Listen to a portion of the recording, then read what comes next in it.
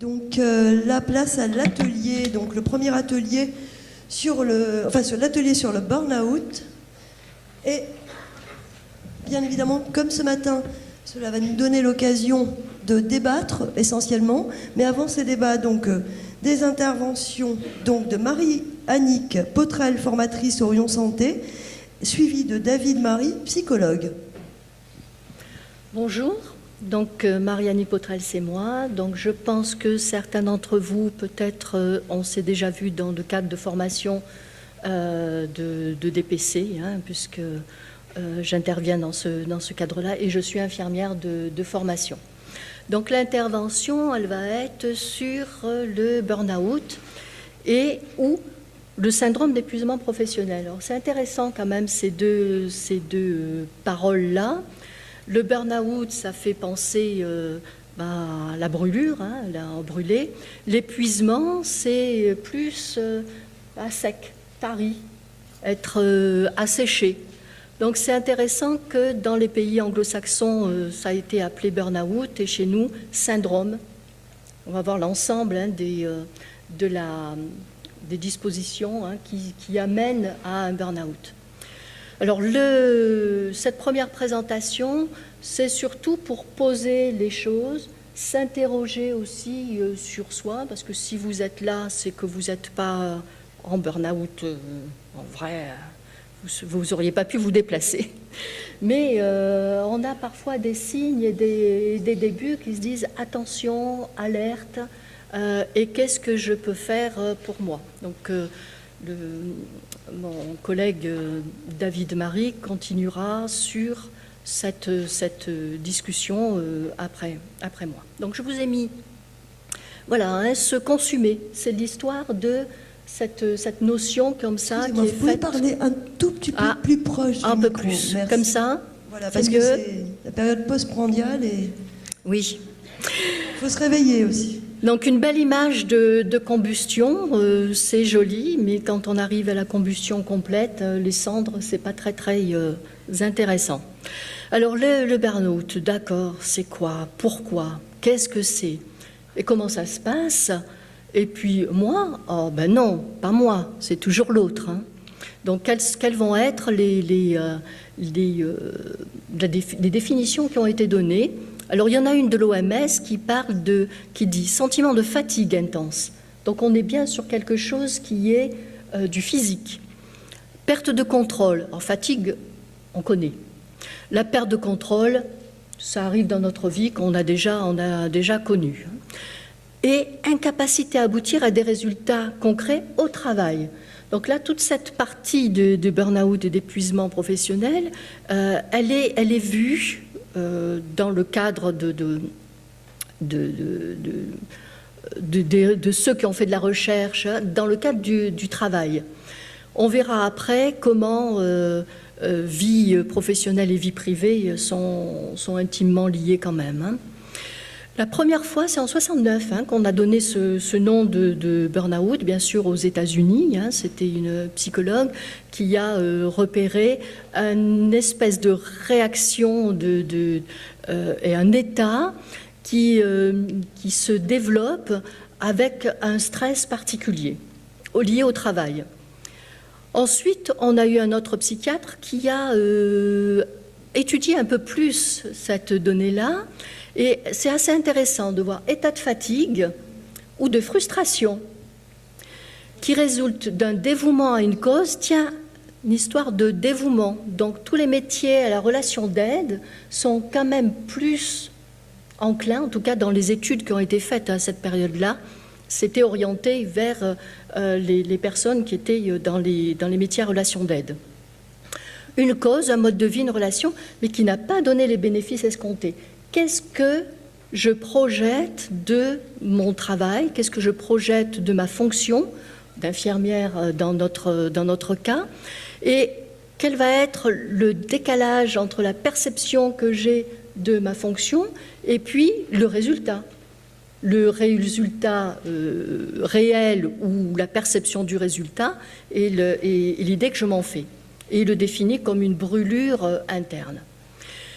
Et dans les années 80, une autre psychologue a fait un travail avec une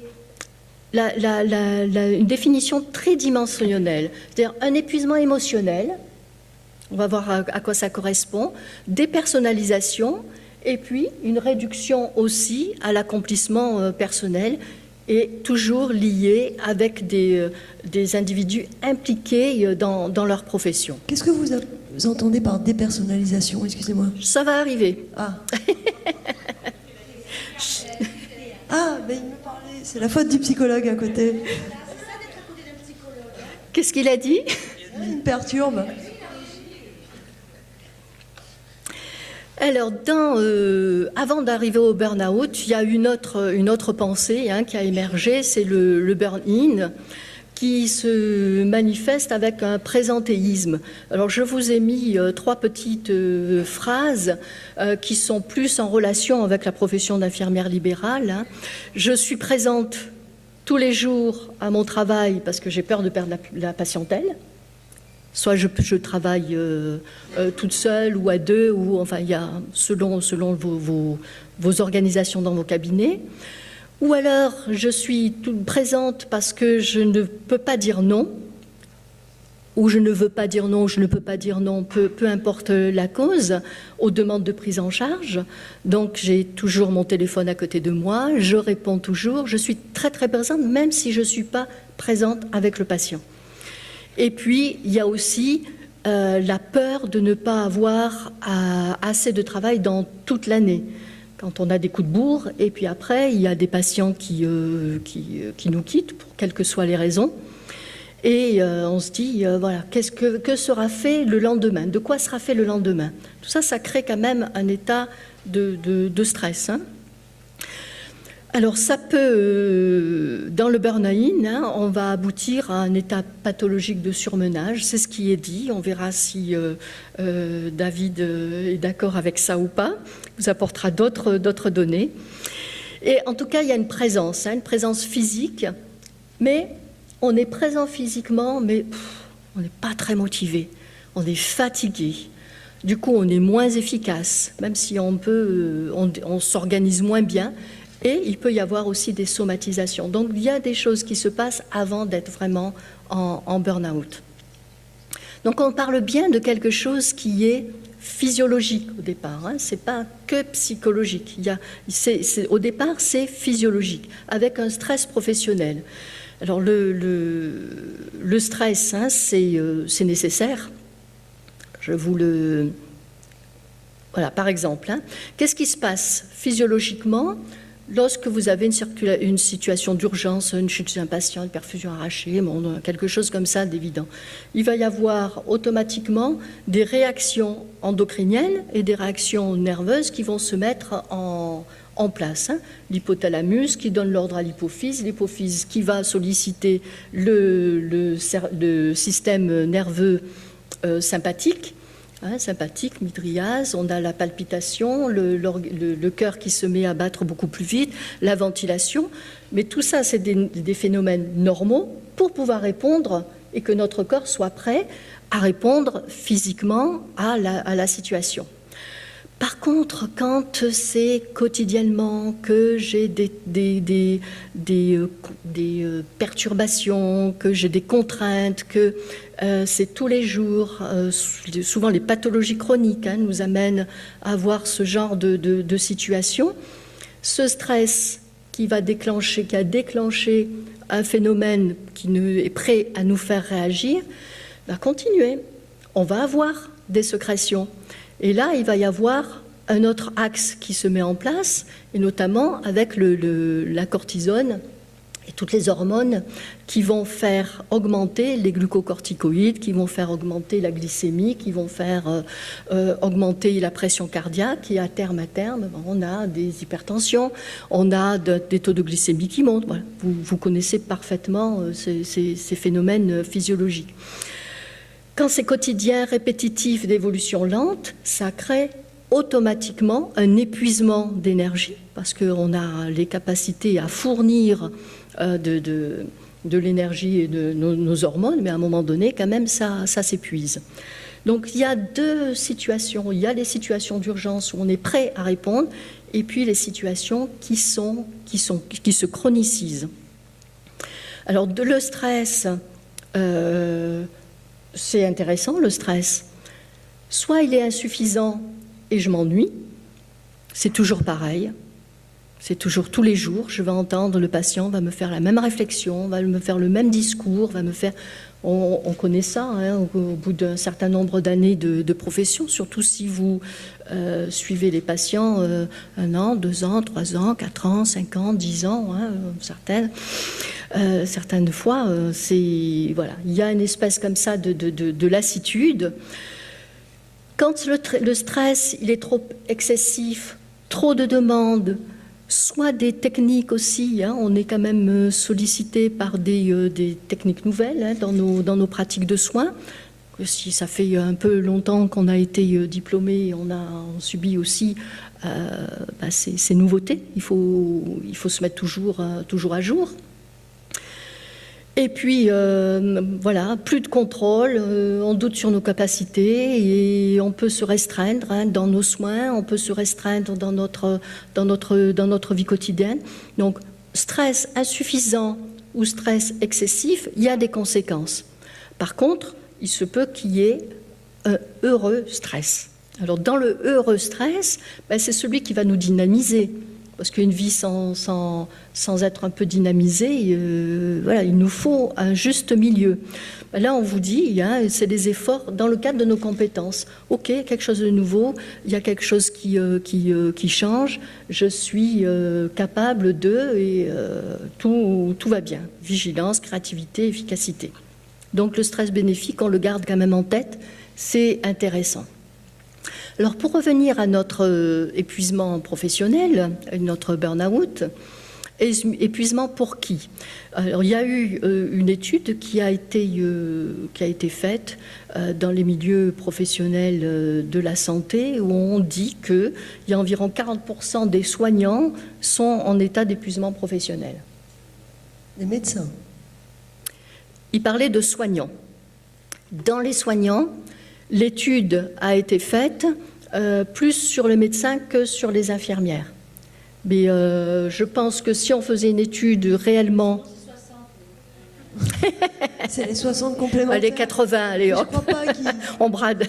On a fait beaucoup auprès des médecins, mais c'est vrai, je connais ces chiffres sur les médecins, mais vous me dites qu'il y a également... Alors, une étude canadienne, ça a été faite en France, ça a été fait sur les médecins. Au Canada, c'était tous les soignants compris, ils arrivaient entre 30 et 40. Mais c'était au Canada, c'était pas en France. Donc, il va bien falloir qu'on fasse des statistiques sur nous aussi. Alors, les facteurs de risque. Il y a certaines choses, vous allez vous retrouver. Absence de soutien social. C'est vrai qu'en tant qu'infirmière libérale, on est seul, l'équipe elle est restreinte, relations insuffisantes. Alors là, les supérieurs, les proches vous laissent voir si vous en avez ou pas, selon qui vous mettez. Absence de reconnaissance du travail effectué. C'est vrai que souvent, les patients, on ne sait pas faire valoir aussi nos compétences. Et même si tous les jours, auprès des patients qui ont des pathologies chroniques, les gestes sont souvent identiques, derrière, il y a la pensée. Il y a tout ce que l'on met en action. Et souvent, ça, on ne sait pas trop le faire valoir. Du coup, les gens ne se rendent pas bien compte de tout le travail qui est fait dans le cadre de la pensée. Manque de contrôle. En manque de contrôle, manque de retour d'informations sur l'efficacité du travail. Je pense que ça fait appel à certaines choses pour vous. On n'a pas forcément de retour sur... On a fait un pansement, les pansements de plaies chroniques, hein, qui durent aussi très longtemps. Et on n'a pas forcément toujours le retour quand on a adressé à un médecin, un dermato ou à un spécialiste. Alors la perte de sens du travail, quand on se demande « mais pourquoi je me lève le matin ?» C'est un signe, ça. Il faut se dire, il faut peut-être que je fasse quelque chose là. Surcharge de travail, on en avait parlé, sentiment d'injustice par rapport au manque de réciprocité aussi, hein, Voilà, j'ai l'impression de donner, j'ai rien en retour. C'est exprès que je donne le mot impression. Des demandes contradictoires aussi, hein. C'est vous devez répondre aux besoins de la population, c'est ce qu'on dit, et puis, mais il n'y a que 24 heures dans une journée. Alors il faut peut-être quand même que je prenne un petit peu de temps pour dormir, un petit peu de temps pour manger, un petit peu de temps pour m'occuper de ma famille. Qu'est-ce qui me reste? Et derrière on dit, voilà, il y a telle demande, il y a des demandes, je trouve personne, je trouve pas d'infirmière. Il y a des espèces de contraintes comme ça. Certains se reconnaîtront là-dedans dans ces demandes contradictoires entre la demande de la population et ses propres demandes aussi.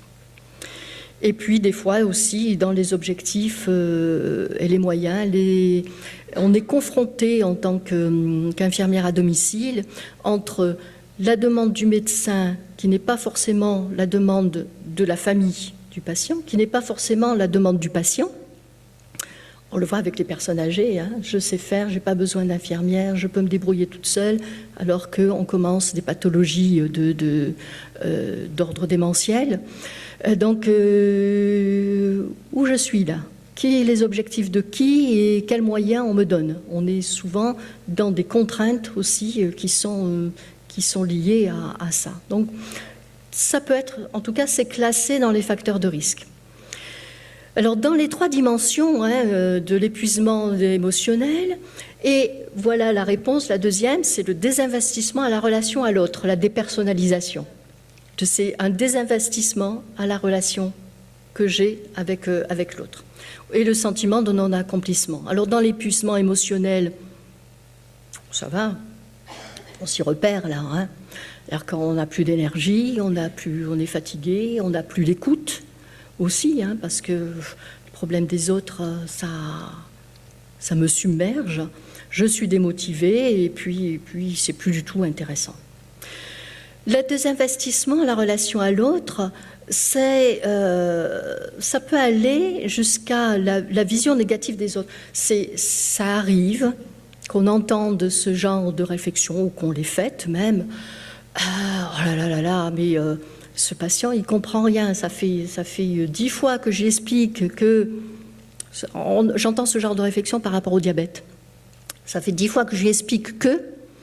Et puis de toute façon, ils y comprennent rien, et voilà. On a une espèce de discours, et du coup après, ça se généralise. Mais tous les patients diabétiques, oh là là là là là là, on peut rien faire avec. Donc là, c'est vraiment un désinvestissement de la relation à l'autre. C'est plus l'autre, il n'est pas un individu où j'ai une relation avec lui, il fait partie d'une espèce de groupe qui n'existe pas, qui est une perception d'un groupe qui ne serait pas capable d'eux. Et puis l'insensibilité au monde environnant, on commence à se blinder, hein, vous voyez. Donc on peut avoir des signes d'impatience, d'irritabilité, la froideur, la sécheresse émotionnelle. Dans les formations, souvent, quand on échange, il y a certains d'entre vous qui me disent « mais c'est toujours à moi que le patient, il me parle de ses difficultés, il ne parle jamais à ma collègue. » Eh bien oui, parce que votre collègue, elle s'est blindée. Donc du coup, les gens, ils n'ont pas envie de lui parler. Donc ils vous parlent à vous parce que vous avez eu un regard, vous avez eu une oreille, quelque chose qui fait que... Donc, quand froideur, sécheresse émotionnelle, méfiance, pessimisme, et le syndrome de John Wayne, que je ne connaissais pas avant, qui est « je suis droit dans mes bottes ». C'est moi qui ai raison, je suis là, je vais gérer mes problèmes, je vais faire tout seul, je vais faire... voilà. Et au bout d'un moment, on va arriver à la chute libre. Hein. Dans les cas les plus sévères, attention, ça peut aller quand même jusqu'à l'agression contre la dignité, le rejet, la maltraitance, la cruauté. Ça peut arriver dans des cadres de soignants exténués, d'arriver à avoir des mots, de la verbalisation ou même des gestes de maltraitance. Alors le sentiment de non-accomplissement, voilà, vous l'avez, hein, par rapport à soi-même, c'est pas utile. Hein, de toute façon, qu'est-ce que je peux y faire? On va rien changer. Je suis pas capable. mais qu'est-ce que je suis? Donc, perte de l'estime de soi, on le connaît bien hein, dans nos diagnostics infirmiers, celui-là. Hein. Et puis quand même, en arrière-pensée, quand même une culpabilité hein, qui se fait, je ne réponds pas aux demandes. En fait, le burn-out, ce qui est décrit comme le burn-out, c'est un processus et ce n'est pas un état. Et ça, c'est une bonne nouvelle parce qu'un processus, on peut toujours revenir en arrière. On peut toujours l'arrêter, on peut toujours faire marche arrière. Ce n'est pas un état qui demanderait d'autres dispositions. Et puis quand on s'interroge déjà sur le burn-out, sur le syndrome, c'est qu'on n'est pas dans le déni et qu'on a déjà fait la moitié du chemin. Donc s'il y a des signes pour vous d'avant-coureur, c'est intéressant de se poser la question, mais qu'est-ce que je peux faire pour moi pour arrêter ce processus ou pour revenir en arrière? Donc je vous ai mis une petite bibliographie et si vous en avez envie, vous pouvez prendre les 2 premiers liens qui sont des questionnaires qui sont à faire en ligne, qui sont c'est assez ludique. Vous cliquez sur la réponse qui vous semble la plus adéquate vous correspondant et à la fin vous avez, si vous êtes à risque, où est-ce que vous en êtes à peu près. Ça peut être des petits outils qui sont intéressants pour savoir où se positionner. Et puis quelques livres.